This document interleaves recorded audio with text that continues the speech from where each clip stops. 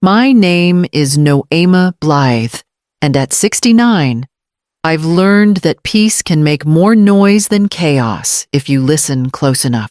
This morning, the house hummed with that kind of peace coffee percolating, sunlight stretching through the lace curtains, floorboards whispering under my slippers. I'd lived in this craftsman home in Asheville for 42 years, every inch of it shaped by my late husband, Alden. He was a builder with gentle hands and stubborn pride, the kind of man who believed a house could remember the people who loved it. On the oak table, beside the vase of faded lilacs, sat my wedding gift for my son. Here, not a check or an heirloom, but a letter in my own looping hand, a mother's blessing, written on good paper, sealed with wax. Money disappears, Alden used to say, but words stay put if you mean them. Before leaving for the ceremony, I stopped by the front door. The brass hook gleamed in the morning light. The single key hanging from it marked home. Alden carved the word himself.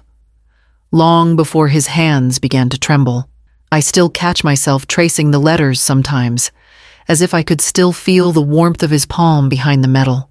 That hook was where everything important began and ended. Birthdays, funerals, homecomings. But lately, when Keir and his fiancée, Lysandra Pruitt, stopped by, she'd glance at that key with an odd sort of smile. She once joked that we should unlock some of that old equity and let the newlyweds start their life right there in my house. Keir had laughed it off, though not quite convincingly. I told myself it was harmless talk, the kind young people make when they think the world waits for them to rearrange it. Still, as I locked the door behind me, a small shiver ran down my spine. Alden's voice echoed softly in memory. Steady as ever. Never give away a house built on promises. Noma, not for love, not for peace. Outside, the autumn air was crisp with the scent of rain on leaves. I tucked the sealed letter into my purse and walked toward the waiting car. The day had only just begun, and already the key by the door felt heavier than ever. The vineyard sat on a soft ridge overlooking the Blue Ridge foothills. All glass windows and polished wood. Late sun spilled across the tables, tinting every wine glass with a copper shimmer.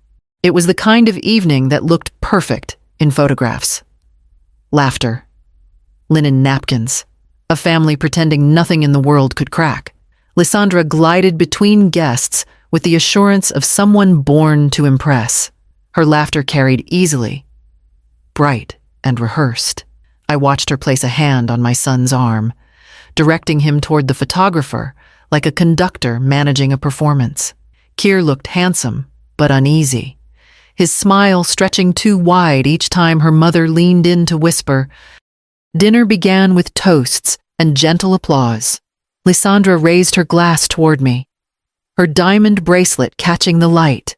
To family, she said sweetly, and to the new beginnings that come when we all unlock the next chapter together.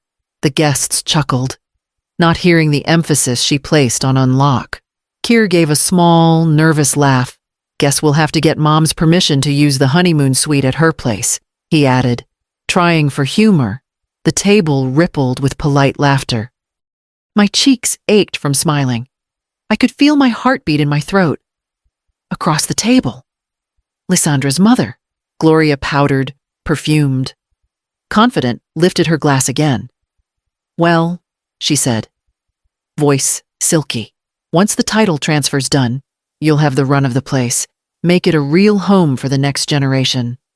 Her words floated out like harmless gossip, yet every syllable landed like a small nail tapping against wood. I set my napkin neatly beside my plate and folded my hands together to still the trembling in them. A man down the table leaned toward me, trying to be kind. You'll feel freer once you let the young folks take over, he said. His wife nodded in agreement, smiling as if she'd offered comfort. I returned the smile thin, practiced and reached quietly for my phone beneath the tablecloth. The message I sent was short, the kind only old friends understood without extra words. "Darcy," I typed, "we might need to review the trust soon." Outside the window, the last light sank behind the mountains, leaving the vines in silhouette.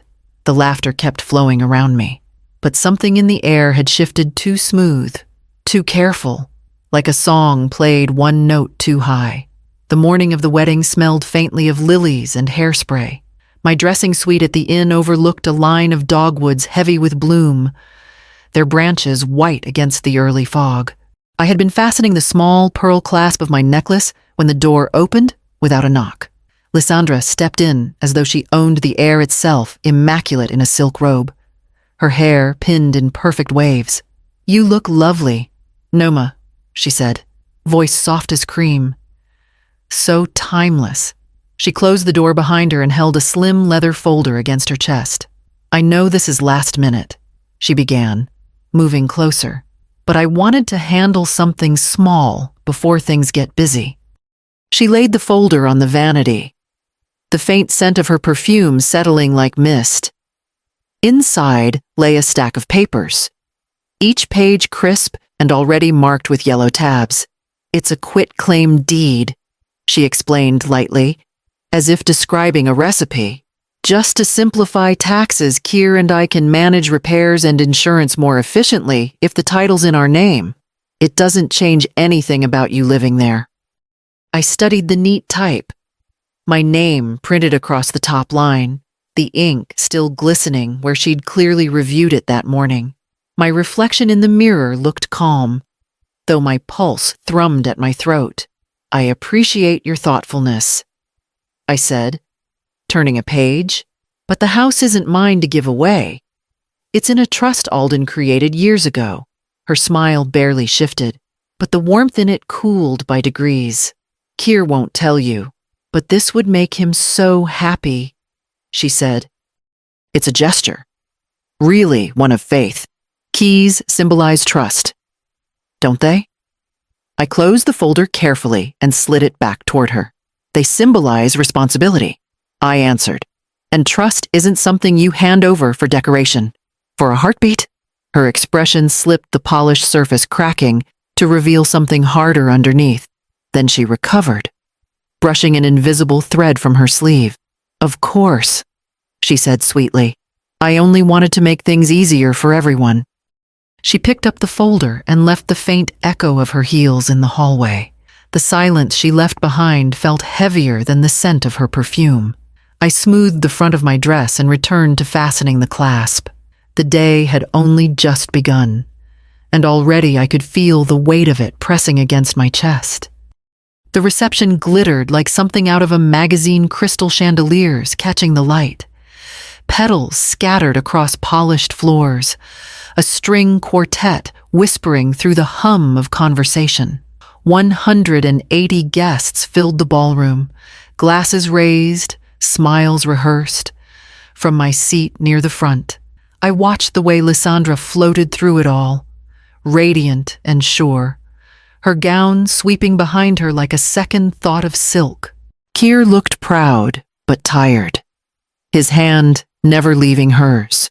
I wanted to believe the day might pass quietly, that the tension between us could stay tucked beneath the satin surface of celebration, but there was a certain brightness in Lysandra's eyes that warned otherwise, the kind that comes when someone has decided a scene will be theirs to control.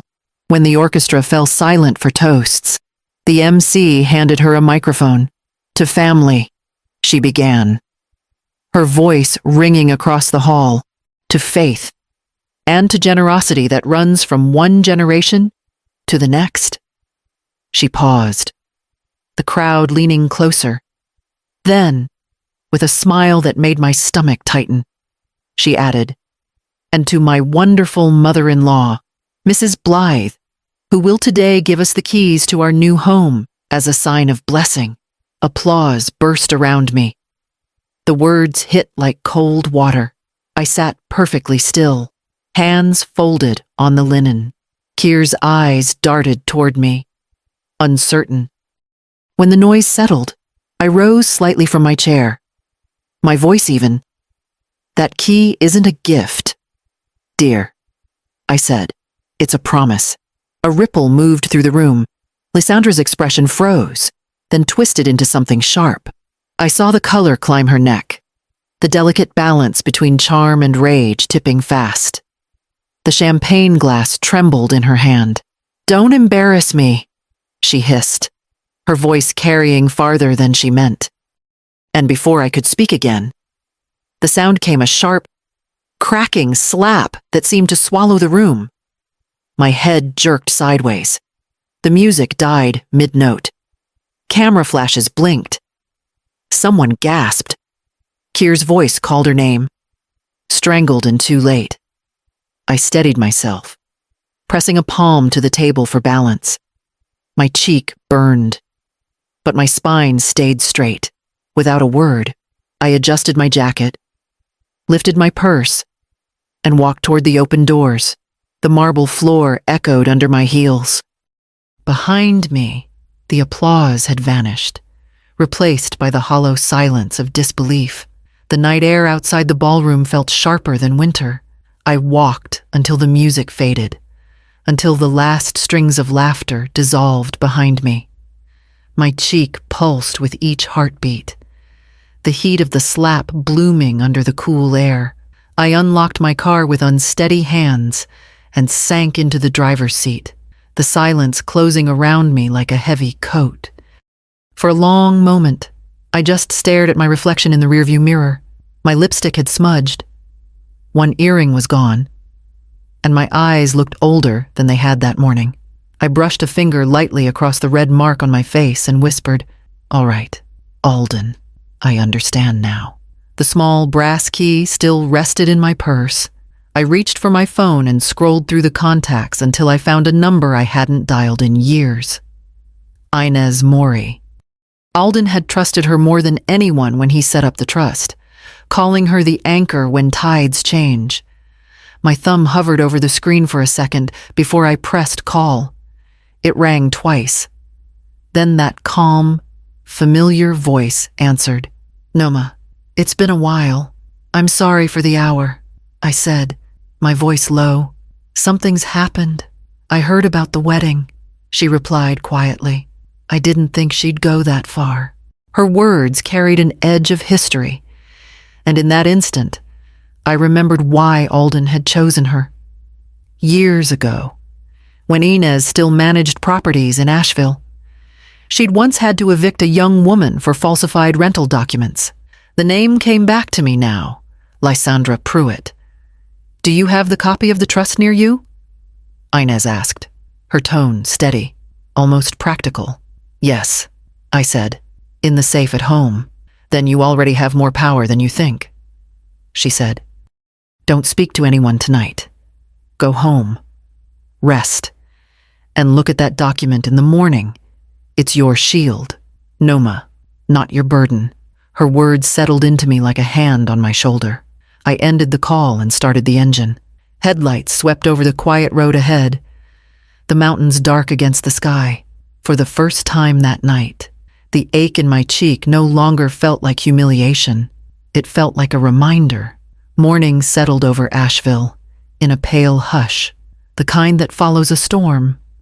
I barely slept, but by 8 I was parked outside Darcy Quinn's law office downtown, a modest brick building with ivy curling over the windows. Darcy had handled Alden's estate and every small dispute since. She was the kind of woman who wore her calm like armor, her gray hair pulled tight, her pen always ready.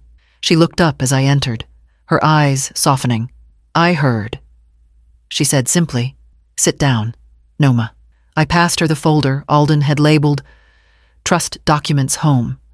She scanned the pages in silence, the rustle of paper steadying my nerves more than words could. When she finally looked up, she tapped the signature page.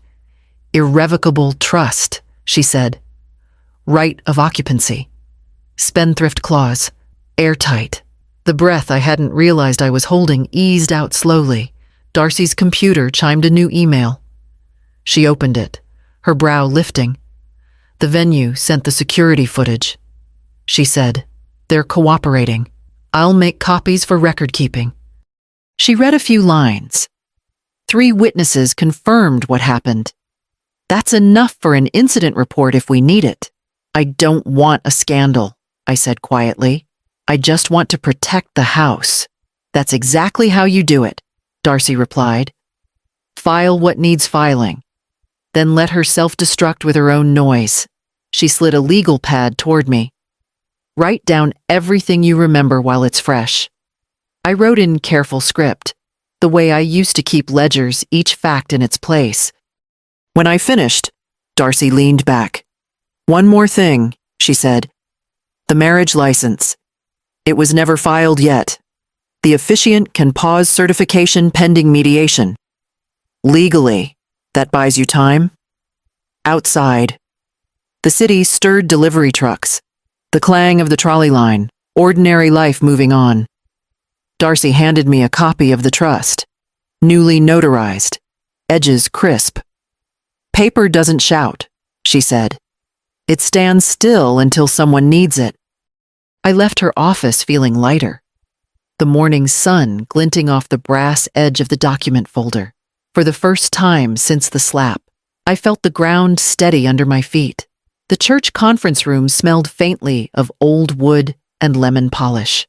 Morning light filtered through stained glass, breaking across the table in thin stripes of color. 3 chairs stood on one side mine, Kier's and Lysandra's, facing a mediator with patient eyes and a laptop open between us. On the small monitor beside her, Inez Mori's face appeared, framed by the muted gray of her office. Lysandra arrived last, punctual but tight-lipped, her hands clutching a designer tote, as though it were a shield. She didn't look at me, not even once. The mediator began with quiet introductions, her voice level and kind. "We're here to seek clarity, not blame," she said. "That's the only way forward." For a few minutes, the discussion stayed civil. Lysandra spoke of misunderstandings, of stress, of her deep respect for family legacy. Her tone was smooth, but her jaw trembled slightly. Then Inez's voice came through the speaker, calm but unflinching. "Mrs. Pruitt," she said evenly. "You and I have met before." Lysandra's head snapped toward the screen. The color drained from her face. 8 years ago. Inez continued. "I managed a property on Merriman Avenue. You were a tenant under a false application, income documents forged, references unverifiable. When confronted, you left overnight." The room fell silent except for the hum of the overhead fan. Kier's eyes widened, confusion turning slowly into comprehension. Lysandra's lips parted, but no words came. Inez folded her hands. "That incident is not my concern anymore. What matters now is the pattern: deceit, pressure, and harm to those who trusted you." I kept my voice steady. "This isn't about punishment," I said. "It's about boundaries. I'll speak only through counsel from now on." The mediator nodded, summarizing notes as she spoke. "What we've heard today shows harm through violence, coercion, and deceit. These are repairable only through accountability." Her tone was measured, leaving no room for defense. Lysandra's chair scraped against the floor as she rose abruptly. "You all want to paint me as a monster," she said, voice cracking. "Fine. Enjoy your victory." Then she turned and walked out, the door closing with a hollow sound.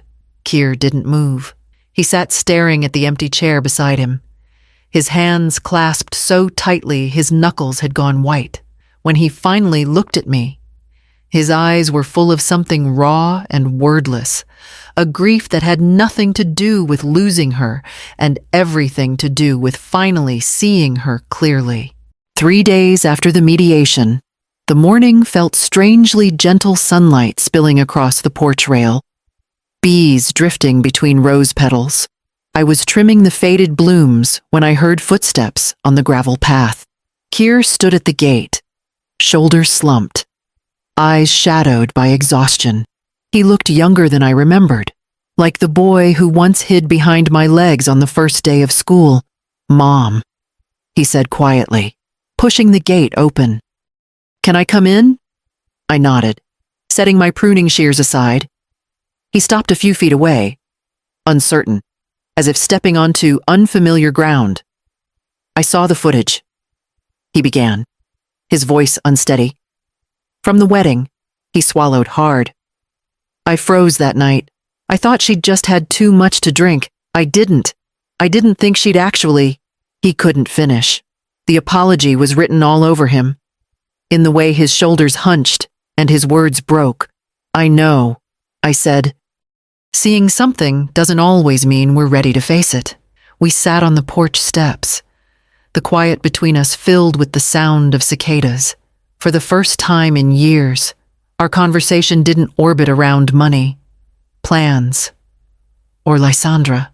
It was just the two of us. Stripped of performance, he spoke about shame, about realizing how easily love can turn into blindness. I listened, not as a judge, but as a mother who had learned the cost of silence. When the moment felt right, I reached into my pocket and pulled out a small object wrapped in cloth. I placed it in his hand. He unfolded it slowly, a simple brass hook, the kind Alden used to carve by hand. "Hang this by your door when you find your place," I said. Not for my key, just as a reminder that every home needs its own boundaries. Keir looked at it for a long time before slipping it into his jacket pocket. His eyes glistened. "Thank you," he whispered.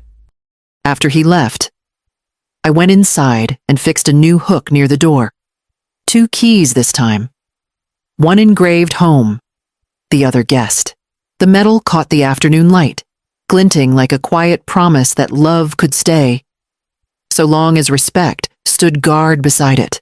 Winter slipped quietly into Savannah, and with it, a different kind of stillness. The court case had ended weeks ago, but the echoes of it lingered in my chest like a bruise that refused to fade. I'd moved into a small second-floor condo overlooking the marsh 1-bedroom, a narrow balcony, sunlight that reached the floorboards every morning. The air smelled of salt and pine.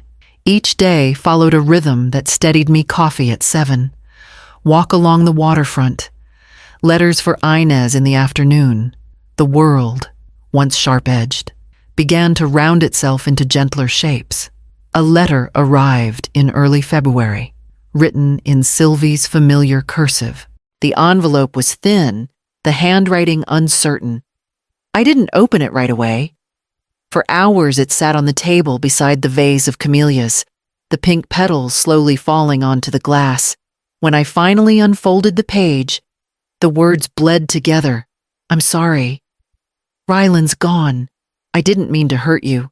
I was desperate. Can we talk?" I read it twice, then set it down. My fingers trembled, not from anger, but from something heavier, harder to name. I thought of the little girl who used to crawl into my bed during thunderstorms, whispering, "Don't let the house fall. Mama." I walked to the window and watched the tide move through the reeds, soft and certain. Forgiveness, I realized, didn't have to mean return. It could be a quiet thing like water finding its own level after a storm. That afternoon, I drafted a short letter for Inez. "Please direct any further contact through you. I wish my daughter peace, but my boundaries stay firm." I sealed it, slid it into the outgoing mail, and felt the smallest thread of calm. Before dusk, I hung Richard's old steel ruler above my desk, the one he'd etched with his steady hand. Measure twice, trust once. The metal caught the last light of day, glowing faintly against the pale wall. The house was gone. The family I'd built had fractured, but within these smaller walls, there was balance again, love, still there somewhere, bound by something stronger than inheritance, bound by choice, bound by dignity.